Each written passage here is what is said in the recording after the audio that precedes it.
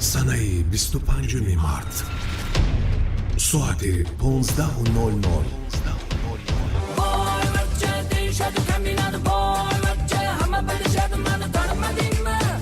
бахшида ба сисолагии истиқлолияти давлати ҷумҳурии тоҷикистон ва наврӯзиаҷам консерти боҳашамад дар амфитеатри қалъаи муғи шаҳри Истарафшан баргузор мегардад.